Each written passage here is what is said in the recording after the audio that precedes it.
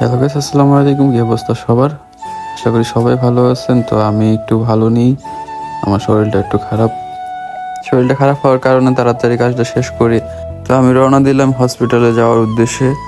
তো এখন সাইকেলটা নিয়ে নেব, সাইকেলটা নিয়ে বাসায় যাব। বাসায় যাওয়ার পর আমার এক ভাই আছে, ওনার আবার গাড়ি আছে, ওই গাড়ি দিয়ে আমি আবার হসপিটালে যাব, বাজারে যাব। তো এখন বের হয়ে গেলাম সাইকেলটা নিয়ে।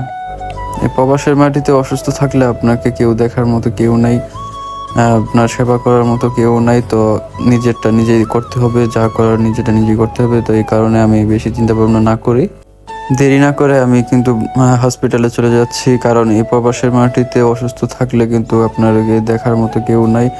আর প্রবাসের মাটিতে একটা কথা হচ্ছে যে আপনি যতই অসুস্থ থাকেন না কেন, যাই হোক না কেন, আপনার যদি এক পা কবরে চলে যায়, তারপরে কিন্তু আপনার ডিউটি করতে হবে। এবং কি বাসায় রান্না করতে হবে, এটা বাধ্যতামূলক। মানে এখানে যে বাংলাদেশের মতো যে আপনি বলবেন যে আমার শরীর খারাপ বা ছুটি নেবেন বা কি আসে বিষয়, ওইটা এখানে চলবে না। কারণ আপনি এখানে বিদেশ আসছেন কাজ করতে, কাজ করবেন। আপনার যত শরীর খারাপই থাকুক না কেন, যাই হোক না কেন, আপনার কাজ করতে হবে। আবার এখন কিছু ভাইয়েরা বলতে পারেন যে কি বিদেশ, আমরা তো বিদেশ করি, অসুস্থ থাকলে ছুটি ছুটি কাটাই। ঠিক আছে ভাই, সবার তো সব এক সমান না, ঠিক আছে। তো কথা হচ্ছে যে যদি বারবার আমি মালিককে বলি যে আমার শরীর খারাপ, সে মনে করবে যে আমি অসুস্থ রোগী। তো এই কারণে কিন্তু আমাকে দেশে পাঠাই দিবি। তো আমি চাই না যে আমি কোনো কারণে দেশে যাই আর রেন্ট ফিন করে আসছি, ওইগুলো তো ক্লিয়ার করতে হবে, তাই না? তো এখন যদি আমি দেশে চলে যাই তাহলে তো হবে না। তো আমার চেষ্টা করতে হবে যে মালিককে আমার অসুস্থতা না জানিয়ে আমার নিজেরটা নিজে সব কিছু করে নিতে। তো মালিককে জানালে তো বেজাল হবে, বাংলাদেশে পাঠিয়ে দেওয়ার চেষ্টা করবে। কারণ মনে করবে যে সে অসুস্থ, তাকে এদেশে রেখে লাভ নেই। তো এইটাই আর কি। তো এখন মোটামুটি বাসায় চলে আসছি। তো বাসায় আইসা দেখি কি ওনার গাড়ি নাই, যার গাড়িতে যাব, তো ওনার গাড়ি নাই। তো এখন রুমে যাই, রুমে যাই দেখি কি অবস্থা। তো এখন গেটের কাছাকাছি আইসা পড়ছি। তো এখন আমি গেটটা খুলবো, খুলে ভিতরে ঢুকবো। তো আমি বাউন্ডারির ভিতরে কিন্তু ঢুকে গেছি। তো এখন আমি রুমের দিকে যাচ্ছি। তো রুমে যাই দেখি কি অবস্থা। তো রুমে ওয়াইফাই আছে, রুমে গিয়া কল দেয়া দেখি কোথায় আছে উনি। তো রুমের ভিতরে ঢুকতেছি।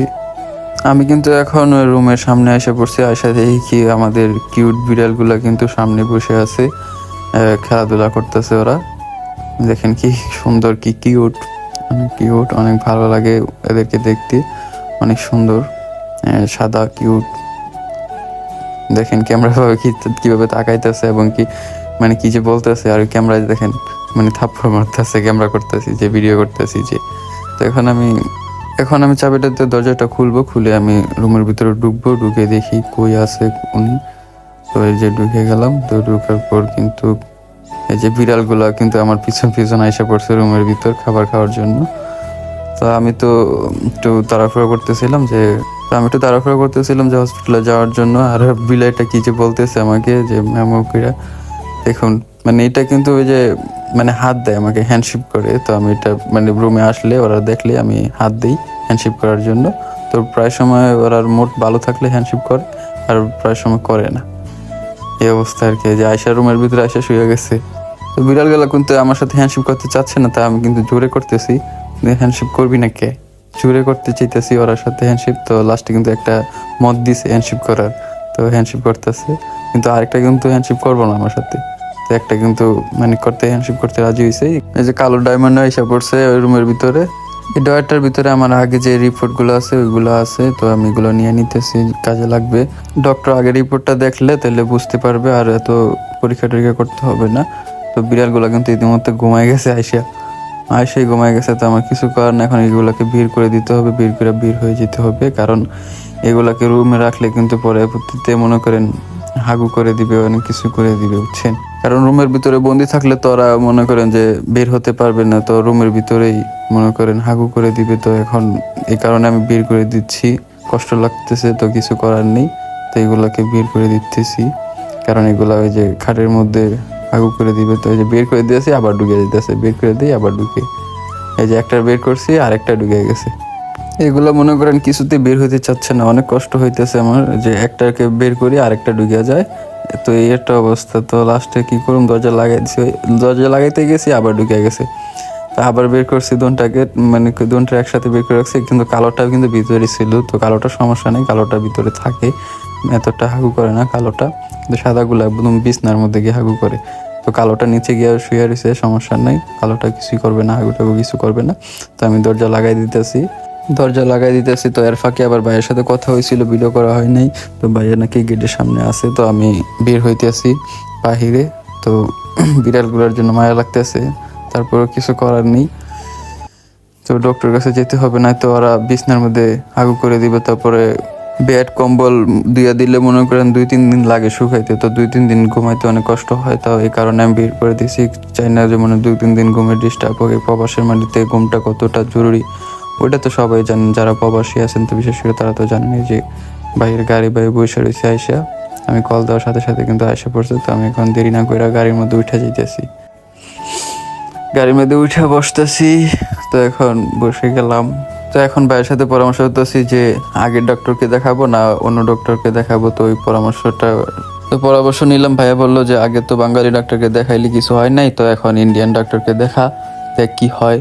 তো আমরা হসপিটালের উদ্দেশ্যে কিন্তু রওনা দিয়ে দিচ্ছি। তো আমাদের গাড়ি কিন্তু চলতেছে গাড়ির গন্তব্যে।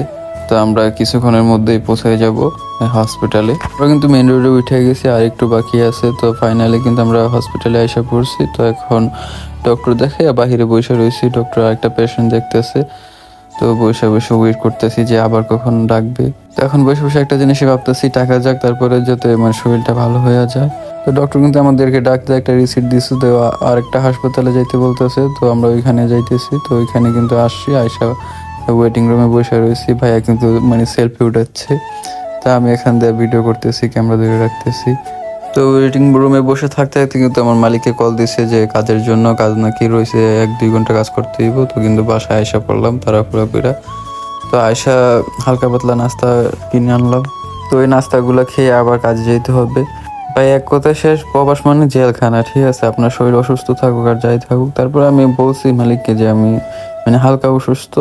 তো তারপর বলছে যে তুই আয় 1-2 ঘন্টা করে যা, মানে 1-2 ঘন্টা কাজ আছে, এটা করে যা। তো আমি আসছি, আয়সা নাস্তা করতেছি, নাস্তা করে ওষুধটা খাইয়া তারপর কাজে যাব। তো কাজে যাইয়া কাজের থেকে মনে করেন যে একটা যন্ত্রণা হয়েছে যা বলার মতো নাই। ঠিক আছে, তো কাজে গিয়েছি, যাওয়ার পরে মনে করেন যে মালিককে 2-3 বার ফোন দিছে, ভয়েস দিছে। মানে আমি ভয়েস দিই মালিকরে যে আমি এইভাবে কাজটা করে আসছি, ছবি উড়াইয়া। তো আমি বাসায় আসার পরে তারপর আমাকে মানে কল দেয় বলতেছে যে এইভাবে না ওইভাবে। এইভাবে মানে 3 বার গেছি, রাতে 11টা-12টা বাজে গেছে। শরীর অসুস্থ নিয়ে রাতে 11টা পর্যন্ত 12টা পর্যন্ত কাজ করছি। কিছু করার নাই ভাই, প্রবাস। আপনার যত অসুস্থই থাকুক, যাই করুক, আপনার নিজের রান্না নিজেই করতে হবে, এবং কি মনে করেন যে কাজও করতে হবে। এটাই প্রবাস। মানুষ মনে করে যে প্রবাস অনেক শান্তি সুখ। আমাদের বাংলাদেশের মানুষেরা বা বাংলাদেশের ইয়াং জেনারেশন সবাই মনে করেন যে এটা ভাবে যে অনেক সুখ, কিন্তু যখন প্রবাসের মাটিতে পা রাখে তখন বুঝে যে এটা কি সুখ না জেলখানা। তো এখন আমি ওষুধ বের করতেছি। তো এখন ওষুধটা খেয়ে আমি কিন্তু আবার কাজে চলে যাব। তো আজকে এতটুকুই। সবাই ভালো থাকবেন, সুস্থ থাকবেন, আর আমার জন্য দোয়া করবেন যাতে আমি তাড়াতাড়ি সুস্থ হয়ে আবার কাজ করতে পারি সুস্থ শরীর নিয়ে। আল্লাহ হাফেজ।